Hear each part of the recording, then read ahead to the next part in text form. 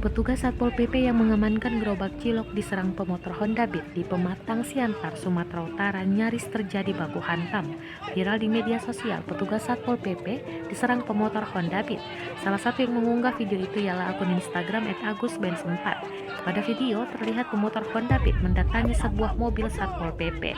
Nampak mobil Satpol PP itu membawa beberapa dagangan seperti gerobak cilok yang berhasil diamankan.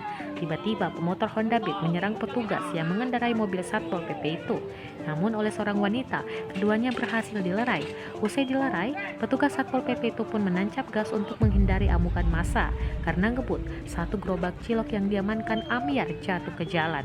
Dikutip dari tribunmedan.com, peristiwa itu terjadi di lapangan Merdeka Kota Pematang Siantar pada Minggu 18 Juli 2021 sore.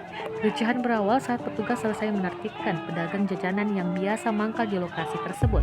Kabid Trantibum Satpol PP Kota Pematang Siantar, Mangaraja Nababan, membenarkan peristiwa kericuhan yang terjadi di lapangan Merdeka. Sebelum penertiban terjadi, pihaknya sudah mengingatkan pedagang untuk tidak lagi berjualan karena ada peraturan daerah yang mengaturnya.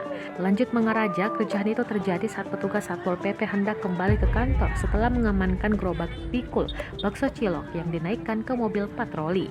Bahkan kata Mangaraja kembali, selain pengendara motor itu marah-marah, kaca spion mobil patroli turut dirusak dan terjadi pemukulan terhadap supir mobil patroli. Saat mobil hendak bergerak meninggalkan kerumunan, gerobak pikul milik pedagang berisikan cilok terjatuh dan sisinya berserakan di jalanan. Peristiwa kericuhan itu pun tidak berlangsung lama.